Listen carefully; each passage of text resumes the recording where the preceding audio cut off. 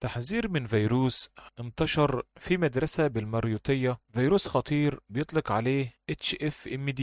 هنتعرف ايه خطورة الفيروس ده وايه الاحتياطات الصحية علشان محدش يتعدي بيه. بعد بداية العام الدراسي بينتشر فيروس خطير بشكل كبير وواضح في مدرسة بالمريوطية، وده جعل إدارة المدرسة باتخاذها إجراءات صحية سريعة جدا علشان تغلق كل الفصول وعدد من الفصول في المدرسة من أجل حماية جميع الطلاب من انتشار العدوى في الفيروس HFMD. حالات الفزع ما بين الطلاب وكمان أولياء الأمور بسبب انتشار الفيروس في المدرسة. الصف الخامس الابتدائي على وجه التحديد، وسائل التواصل الاجتماعي بتتكلم عن الفيروس، ورسالة لأولياء الأمور مكتوب فيها نود إبلاغكم بوجود حالة مؤكدة من مرض اليد والفم والقدم، فيروس اسمه HFMD، وده في الصف السنة الخامسة، يعني في سنة خمسة ابتدائي. وحرصا على صحة وسلامة جميع الطلاب سيتم إغلاق الصف من يوم الأربعاء وحتى يوم الأحد، وده على أن يعود الطلاب إلى المدرسة يوم الاثنين القادم.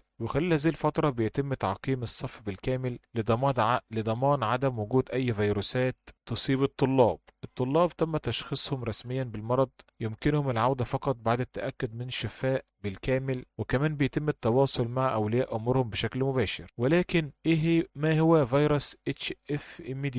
الفيروس ده كما يطلق عليه مرض اليد والفم والقدم، وده عبارة عن فيروس بينتشر بشكل كبير بين الأطفال الصغار، وتكون له أعراض طبية. منها أول حاجة بيظهر حاجة اسمها الطفح الجلدي وظهور ما يعرف حبوب في منطقة الأرداف والقدمين واليدين، وكمان تقرحات حول الفم، بالإضافة لالتهاب الحلق والطفح الجلدي. وأيضا المرض شائع بعرض خطير وهو ارتفاع كبير في درجات حرارة الطفل. التعليمات الطبية علشان يتفادى الفيروس ده HFMD في مدرسة المريوطية، بيجب أن ننبه على أولياء الأمور في مختلف المدرسة إن هم يهتموا بالطفل بنظافته، ويكون هناك إشراف عائلي على الطفل من حيث النظافة والمتابعة. وكمان الجدير بالذكر إن وقت ظهور أعراض الفيروس بيجب أن يلتزم الطفل الفراش ولا يذهب للمدرسة نهائيا علشان ما يعديش الأطفال التانيين، وبيتم عرضه على طبيب مختص في أسرع وقت ممكن. بيان المدرسة العاجل بيضيف مدرسة المريوطية في بيانها إن أولياء الأمور في حالة ملاحظة من أي هذه الأعراض على أطفالكم، وكمان يرجى التواصل مباشرة مع طبيب المدرسة من أجل الحصول على توجيه مناسب.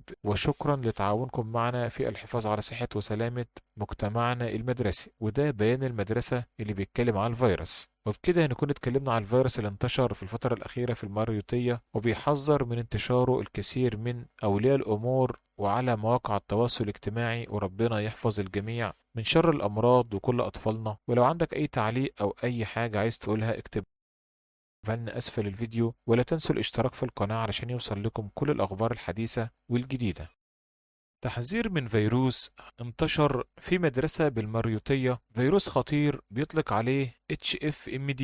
هنتعرف ايه خطورة الفيروس ده وايه الاحتياطات الصحية علشان محدش يتعدي بيه. بعد بداية العام الدراسي بينتشر فيروس خطير بشكل كبير وواضح في مدرسة بالمريوطية، وده جعل إدارة المدرسة باتخاذها إجراءات صحية سريعة جدا علشان تغلق كل الفصول وعدد من الفصول في المدرسة من أجل حماية جميع الطلاب من انتشار العدوى في الفيروس HFMD. حالات الفزع ما بين الطلاب وكمان أولياء الأمور بسبب انتشار الفيروس في المدرسة. الصف الخامس الابتدائي على وجه التحديد، وسائل التواصل الاجتماعي بتتكلم عن الفيروس، ورسالة لأولياء الأمور مكتوب فيها نود إبلاغكم بوجود حالة مؤكدة من مرض اليد والفم والقدم، فيروس اسمه HFMD، وده في الصف السنة الخامسة، يعني في سنة خمسة ابتدائي. وحرصا على صحة وسلامة جميع الطلاب سيتم إغلاق الصف من يوم الأربعاء وحتى يوم الأحد، وده على أن يعود الطلاب إلى المدرسة يوم الاثنين القادم. وخلال هذه الفترة بيتم تعقيم الصف بالكامل لضمان عدم وجود أي فيروسات تصيب الطلاب. الطلاب تم تشخيصهم رسميا بالمرض، يمكنهم العودة فقط بعد التأكد من الشفاء بالكامل، وكمان بيتم التواصل مع أولياء أمورهم بشكل مباشر. ولكن ما هو فيروس HFMD؟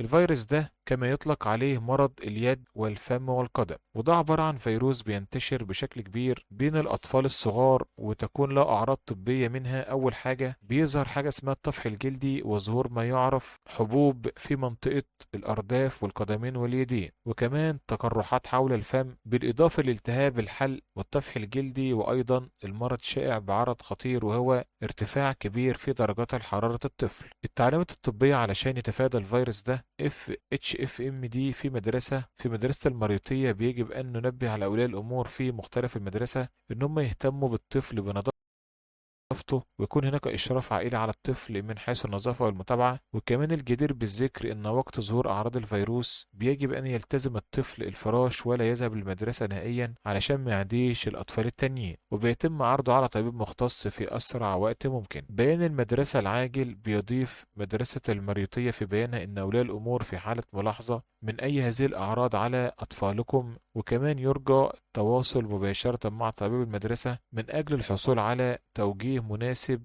وشكرا لتعاونكم معنا في الحفاظ على صحة وسلامة مجتمعنا المدرسي. وده بيان المدرسة اللي بيتكلم عن الفيروس. وبكده هنكون اتكلمنا عن الفيروس اللي انتشر في الفترة الأخيرة في المريوطية، وبيحذر من انتشاره الكثير من أولياء الأمور وعلى مواقع التواصل الاجتماعي. وربنا يحفظ الجميع من شر الأمراض وكل أطفالنا. ولو عندك أي تعليق أو أي حاجة عايز تقولها اكتبها لنا أسفل الفيديو، ولا تنسوا الاشتراك في القناة علشان يوصل لكم كل الأخبار الحديثة والجديدة.